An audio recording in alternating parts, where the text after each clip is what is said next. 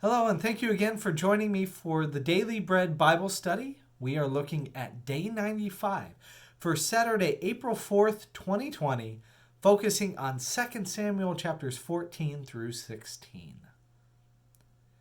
Last time, we saw King David disgraced his reputation by killing Uriah and taking Bathsheba. Now, this wickedness led to other wickedness within his own house, including his oldest son Amnon's rape of Amnon's half-sister Tamar and Amnon's murder by his other son Absalom. King David bears the guilt and heard from the prophet Nathan that this dysfunction is to be expected as a consequence of his taking of Bathsheba. Thus, King David experiences continued dysfunction within his family and at times can be critiqued for being too passive in managing the affairs of his children. And today we will see that the affairs will in fact be a consequence. 2 Samuel 14. For 3 years, Absalom is in refuge in Gezer, and Joab sees King David is struggling. The king is longing for connection with Absalom. David feels he has let his son down. He did not hold Amnon accountable for raping Tamar, and Absalom resented that injustice. But now both Amnon and Absalom are functionally gone, and King David is guilty. And instead of admitting his mistakes, King David just sits in sadness and does not seek to make things right with Absalom. Thus, his royal commander, Joab, and loyal commander, decides to take action. Joab hires a wise woman to act on his behalf, requiring her to tell a story to the king that will move him to action. The story is of a woman who has only 2 sons, one killing the other son, and the people wanting her last son to be put to death.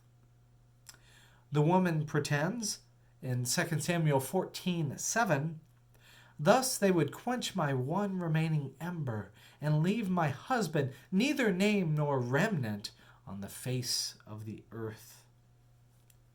The woman appeals to David's mercy in 1 Samuel 14:11. That's 2 Samuel 14:11, sorry.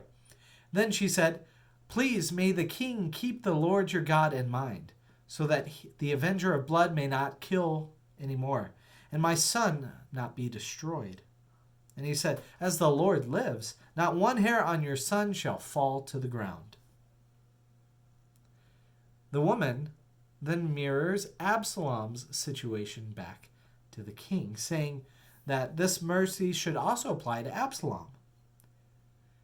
David figures out he is being set up by Joab and then instructs his commander to bring his son back to Jerusalem.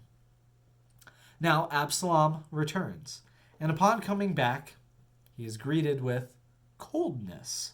David forbids Absalom from seeing him, and Joab does not return Absalom's messages.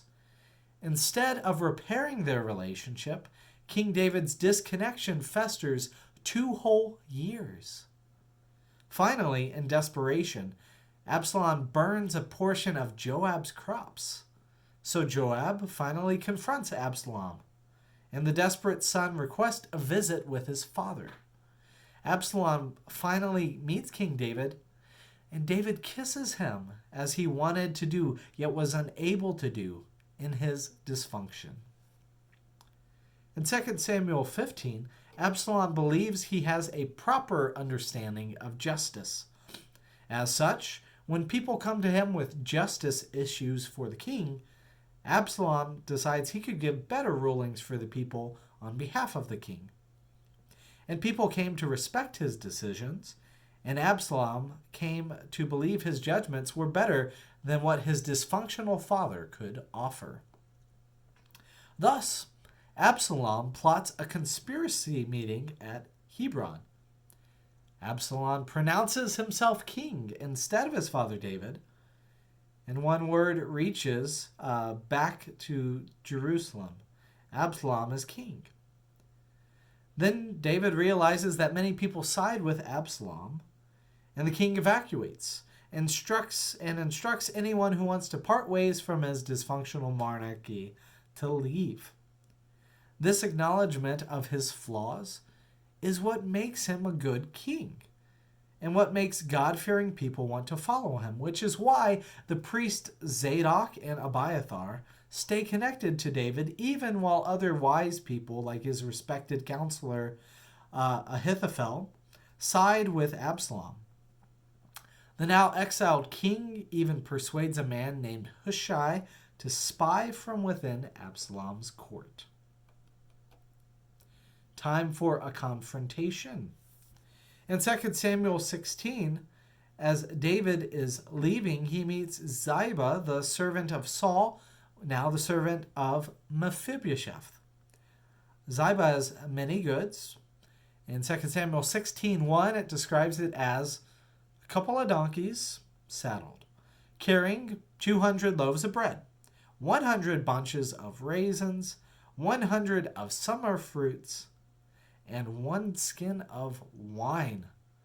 Ziba is going somewhere and has a lot of goods. Ziba, maybe expecting, maybe not expecting to see King David, claims that they are for the king, and that Mephibosheth says, finally David is gone.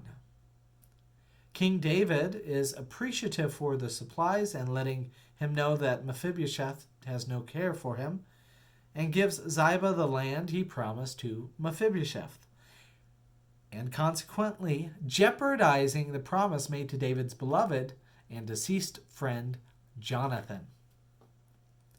As the disgraced king continues out of town, he meets another man from the house of Saul named Shimei. This man hurls insults, curses, stones, and dirt at him. Instead of allowing his entourage to attack him, David responds that in turn, and he turns it could turn into a blessing, is how he says. In 2 Samuel 16:11-12, David said to Abishai and to all his servants, "My own son seeks my life. How much more now may this Benjaminite do? Let him alone, and let him curse, for the Lord has bidden him. And it may be that the Lord will look upon my distress, and the Lord will repay me with good for this cursing this day." The tone is different with Absalom's journey. People greet him with shouts, "Long live the king!" And once in Jerusalem, Absalom is given counsel to make a statement by his actions. In 2 Samuel 16:21, Ahithophel said to Absalom, "Go into your father's concubines, the ones who he had left to look after the house. And all Israel will hear that you have made yourself odious to your father, and the hands of all who are with you will be strengthened."